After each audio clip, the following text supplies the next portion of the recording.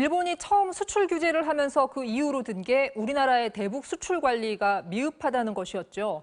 그런데 각국의 대북 제재 이행이 잘 되는지 유엔의 전문가 패널들이 조사했더니 일본 제품이 북한에 흘러들어가 군사용으로 쓰이고 있는 것으로 나타났습니다.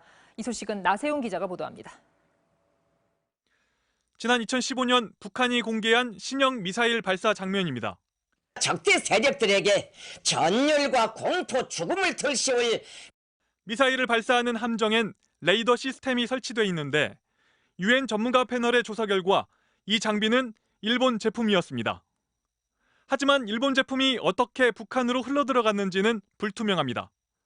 일본 업체는 2009년 6월 이후 북한에 판매한 기록이 없다고 해명하고 있고 전문가 패널도 무기 금수 조치가 위반된 것은 분명하지만 유통 과정을 추적할 수 없다며 유엔 회원국들이 더 경계심을 가져야 한다고 권고했습니다.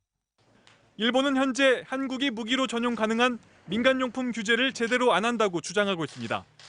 行き先がわからないような事案が見つかっているわけですから、こういったことに対して当然こういう措置を取るのは当然だと思います。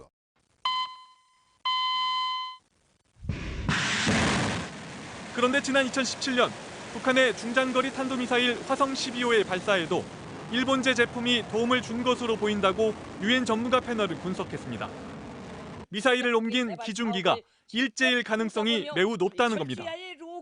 일본 제품이 대량으로 북한에 수출돼 무기에 쓰인다는 지적은 과거 일본 내부에서도 있었습니다. 지난 2009년 극우신문 산케이가 핵무기에 필요한 특수 자석과 전자현미경이 일본에서 북한으로 대량으로 수출됐다고 보도했습니다. 메이드 인 저펜이라는 거예요. 메이드 인 저펜. 북한의 핵무기가 일본의 부품으로 만들어지고 있다. 또 지난 2013년과 이듬해 발견됐던 북한 무인기에서는 일본산 부품이 다수 발견됐고 스위스, 체코 등 일본이 화이트 리스트에 유지하고 있는 국가의 제품도 있었습니다. 결국 일본이 수출 제한 조치 이유에 대해 말을 바꾼 것은 한국을 겨냥한 이중잣대란 비판을 의식한 탓으로 보입니다. MBC 뉴스 나세웅입니다.